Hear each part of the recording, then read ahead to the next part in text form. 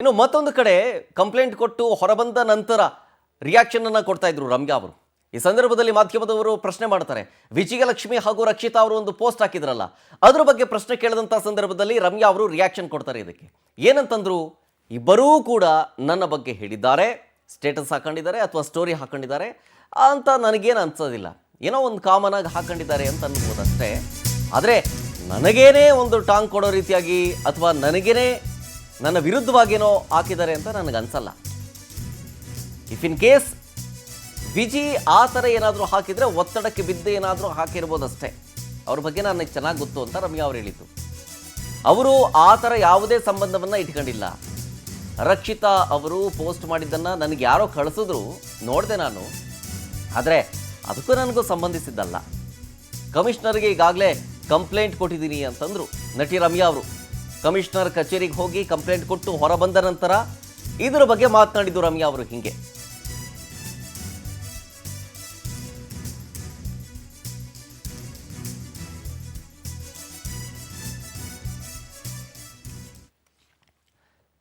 ನೋಡಿ, ಕಮಿಷನರ್ ಆಫೀಸ್ನಲ್ಲಿ ಕಂಪ್ಲೇಂಟ್ ಕೊಟ್ಟ ನಂತರ ಹೊರಬಂದಾಗ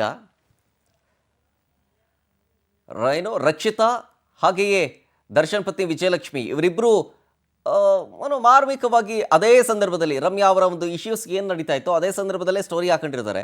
ಆ ಸ್ಟೋರಿಯ ಬಗ್ಗೆ ಕೇಳಿದಾಗ ರಮ್ಯಾ ಅವರು ಹಿಂಗಂತಾರೆ, ಅಂದರೆ ಇಬ್ಬರೂ ನನ್ನ ಬಗ್ಗೆನೇ ಹೇಳಿದ್ದಾರೆ ಅಂತೇನು ನನಗನ್ಸಲ್ಲ, ಕಾಮನ್ ಆಗಿ ಹಾಕಿದಂಗಿದೆ. ಪ್ರಮುಖವಾಗಿ ರಕ್ಷಿತಾ ಅವರು ಏನು ಹಾಕಿದ್ರು, you know what I would really like to see go viral, basic human decency. ಅಂದರೆ ನಾನು ಯಾವುದನ್ನು ವೈರಲ್ ಆಗಿರೋದನ್ನು ನೋಡೋದಕ್ಕೆ ಇಷ್ಟಪಡ್ತೀನಿ ಅಥವಾ ಯಾವುದು ಸಮಾಜದಲ್ಲಿ ಚರ್ಚೆ ಆಗ್ತಾ ಇದೆ ಅನ್ನೋದನ್ನು ನೋಡೋಕ್ಕೆ ಇಷ್ಟಪಡ್ತೀನಿ ಅಂತಂದರೆ ಬೇಸಿಕ್ ಹ್ಯೂಮನ್ ಡಿಸೆನ್ಸಿಯ ಬಗ್ಗೆ ಅಂತ. ಹಾಗೆಯೇ ವಿಜಯಲಕ್ಷ್ಮಿ ಅವರು ಪೋಸ್ಟ್ ಹಾಕಿದ್ದಾರೆ, a fool is known by his speech and a wise man known by its his silence ಅಂತ. ಅಂದರೆ ಫೂಲ್ಗಳನ್ನು ನಾವು ಮಾತನಾಡೋದ್ರಲ್ಲಿ ಗುರುತು ಮಾಡ್ತೀವಿ, ಆದರೆ ಬುದ್ಧಿವಂತರನ್ನು ನಾವು ಸೈಲೆಂಟ್ ಆಗಿರೋದ್ರಿಂದ ಗುರುತಿಸ್ತೀವಿ, ಹಿಂಗಂತ ಬರ್ಕೊಂಡಿರ್ತಾರೆ. ಇದ್ರ ಬಗ್ಗೆ ಇನ್ನಷ್ಟು ಮಾಹಿತಿಯನ್ನು ಕೊಡ್ತಾರೆ ನಮ್ಮ ಪ್ರತಿನಿಧಿ ವೆಂಕಟೇಶ್ ಲೈವ್ನಲ್ಲಿ. ವೆಂಕಟೇಶ್, ನೆನೆ ರಮ್ಯಾ ಅವರು ಓಕೆ ಶಶಿಧರ್, ಪ್ರಮುಖವಾಗಿ ನಿನ್ನೆ ಕೊಟ್ಟಂತಹ ರಮ್ಯಾ ಅವರ ಕಂಪ್ಲೇಂಟಲ್ಲಿ ಏನೇನಿದೆ, ಜೊತೆಗೆ ಇದೊಂದು ರೀತಿಯಾಗಿ ದರ್ಶನ್ಗೆ ಮುಳುವಾಗುತ್ತೆ ಅಂತ ಅನ್ಸಲ್ವಾ? ಈ ಏನು ದರ್ಶನ್ನ ಫ್ಯಾನ್ಸ್ಗಳಿಗೇನು ವಿಪರೀತವಾಗಿ ಕಮೆಂಟ್ಸ್ಗಳು ಹಾಕೋದು, ಮೆಸೇಜ್ಗಳು ಹಾಕೋದು ಮಾಡ್ತಿರೋದು, ಜೊತೆಗೆ ಏನೇನೆಲ್ಲ ಆಯಿತು ರಮ್ಯಾ ನೆನ್ನೆ ಬಂದಂಥ ಸಂದರ್ಭದಲ್ಲಿ ಕಮಿಷನರ್ ಆಫೀಸ್ಗೆ? ಶರತ್, ಪ್ರಮುಖವಾಗಿ ಚಿತ್ರದುರ್ಗದ ರೇಣುಕಾಸ್ವಾಮಿ ಯಾರು ಕೊಲೆ ಮಾಡಿದ್ರು, ಹೇಗೆ ಸತ್ತ, ಯಾವ ಕಾರಣದಿಂದ ಸತ್ತರು, ಅದರಿಂದ ಏನೆಲ್ಲ ಆಯಿತು ಅಂತ ಹೇಳ್ಬಿಟ್ಟು ಎಲ್ಲರೂ ಕೂಡ ಗೊತ್ತಿರೋಂಥ ವಿಚಾರ. ಈ ಒಂದು ಘಟನೆಗೆ ಸಂಬಂಧಪಟ್ಟಂತೆ ಏನು ನಟ ದರ್ಶನ್ ಸೇರಿದಂತೆ ಪವಿತ್ರ ಗೌಡ ಸೇರಿದಂತೆ ಏನು 17 ಜನ ಕೊಲೆ ಆರೋಪಿಗಳಿದ್ರು, ಅವರೆಲ್ಲರೂ ಕೂಡ ಜಾಮೀನನ್ನು ಕೊಡಬೇಕಾದ್ರೂ ಕೂಡ ಸರ್ಕಾರದ ಪರ ವಕೀಲರು ಕೂಡ ಸ್ಪಷ್ಟವಾಗಿ ವಾದವನ್ನು ಮಾಡಿದರು. ಇವರೆಲ್ಲರೂ ಕೂಡ ವಿಕೃತ ಮನಸ್ಸಿನಲ್ಲಿರುತ್ತಂಥವ್ರು, ಇವರನ್ನು ಫಾಲೋ ಮಾಡ್ತಿರುವಂಥ ಒಂದಷ್ಟು ಏನು ಅಭಿಮಾನಿಗಳಿರ್ಬೋದು, ಅವರು ಕೂಡ ಸಮಾಜದ ಅಶಾಂತಿಯನ್ನು ಉಂಟು ಮಾಡ್ತಾರೆ. ಇದೇ ರೀತಿಯಂಥ ಕೊಲೆಗಳು ಕೂಡ ನಡೆಯುತ್ತೆ, ಇದೇ ರೀತಿಯಂಥ ಘಟನೆಗಳು ಕೂಡ ನಡೆಯುತ್ತೆ. ಇದೇ ಕಾರಣಕ್ಕಾಗಿ ಯಾವುದೇ ಕಾರಣಕ್ಕೂ ಕೂಡ ಇವರಿಗೆ ಜಾಮೀನನ್ನು ಕೊಡಬಾರ್ದು ಅಂತ ಹೇಳಿ ಕೂಡ ವಾದವನ್ನು ಕೂಡ ಮಾಡಿದರು.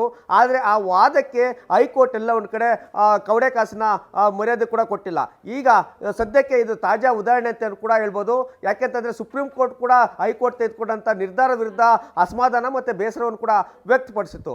ರೇಣುಕಾಸ್ವಾಮಿ ಯಾವ ರೀತಿಯಾಗಿ ಕೊಲೆ ಆದ್ನೋ ಅದೇ ರೀತಿಯಾಗಿ ಕೂಡ ನಿನಗೆ ಕೊಲೆ ಮಾಡಬೇಕಾಗುತ್ತೆ, ನಿನ್ನ ಅತ್ಯಾಚಾರ ಮಾಡಬೇಕಾಗುತ್ತೆ, ಮತ್ತು ನಿನ್ನ ಮಾನ ಕೂಡ ಹರಾಜು ಹಾಕಬೇಕಾಗುತ್ತೆ. ನಮ್ಮ ತಂಟೆಗೆ ಯಾವುದೇ ಕಾರಣಕ್ಕೂ ಕೂಡ ನಮ್ಮ ಬಾಸ್ ತಂಟೆಗೆ ಬರಬಾರ್ದು ಅಂತ ಹೇಳ್ಬಿಟ್ಟು ಏನು ನಟಿ ರಮ್ಯಾಗೆ ಡಿ ಬಾಸ್ ಅಭಿಮಾನಿಗಳು ಒಂದು ರೀತಿಯಂಥ ಅಸಭ್ಯವಾದಂಥ ಮೆಸೇಜ್ಗಳನ್ನು ಕೂಡ ಕಳಿಸಿದ್ದಾರೆ. ಇದೇ ಕಾರಣಕ್ಕಾಗಿ ಏನು ನಟಿ ರಮ್ಯಾ ಕೂಡ ದೂರನ್ನು ಕೂಡ ಕೊಟ್ಟಿದ್ದಾರೆ. ದೂರ ನಂತರ ಏನು ಪೊಲೀಸರು ಕೂಡ ಒಂದಷ್ಟು ಆಜ್ಞೆಗಳನ್ನು ಅಳವಡಿಸಿದ್ದಾರೆ. ಏನಂತಂದರೆ ಮಹಿಳೆಯರ ಮಾನಹಾನಿ, ಅತ್ಯಾಚಾರದ ಬೆದರಿಕೆ ಮತ್ತು ಕೊಲೆ ಬೆದರಿಕೆ, ಈ ಮೂರನ್ನು ಕೂಡ ಸಂಬಂಧಪಟ್ಟಂತೆ ಈಗಾಗಲೇ ಪ್ರಕರಣ ಕೂಡ ದಾಖಲಾಗಿದೆ. ಸುಮಾರು 20 ಅಕೌಂಟ್ಗಳಿಂದ ನಟಿ ರಮ್ಯಾಗೆ ಅಸಭ್ಯವಾಗಿ ಮೆಸೇಜ್ಗಳನ್ನು ಕಳಿಸೋದು ಎಲ್ಲರೂ ಕೂಡ ಗೊತ್ತಾದಂಥ ವಿಚಾರ.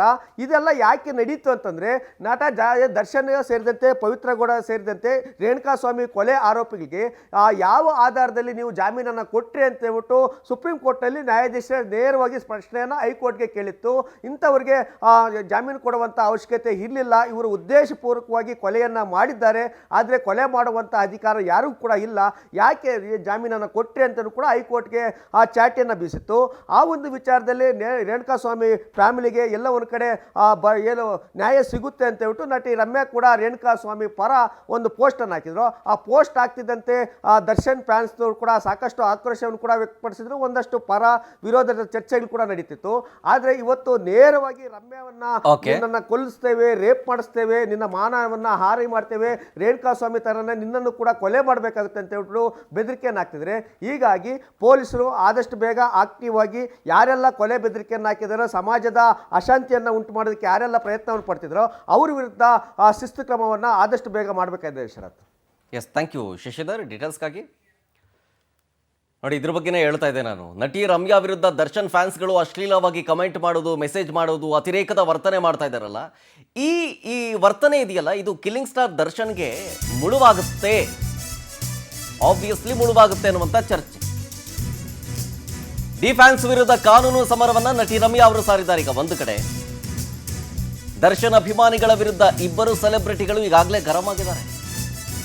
ಇದು ನಟ ದರ್ಶನ್ಗೆ ಕಂಟಕವಾಗಿ ಪರಿಣಮಿಸೋ ಸಾಧ್ಯತೆ ಇದೆ. ಶೀಘ್ರದಲ್ಲೇ ಸುಪ್ರೀಂ ಕೋರ್ಟ್ನಲ್ಲಿ ಜಾಮೀನು ಕುರಿತ ತೀರ್ಪು ಪ್ರಕಟ ಬೇರೆ ಆಗುತ್ತೆ. ಇಂಥ ಟೈಮ್ನಲ್ಲಿ ದರ್ಶನ್ ಫ್ಯಾನ್ಸ್ ಹುಚ್ಚಾಟ ಮಾಡ್ತಾ ಇರೋದು ಕಂಟಕ ತರುತ್ತಾ ಅಂತ. ಬಟ್ ಕಂಟಕ ತಂದೆ ತರುತ್ತೆ ಅನ್ನುವಂಥದ್ದು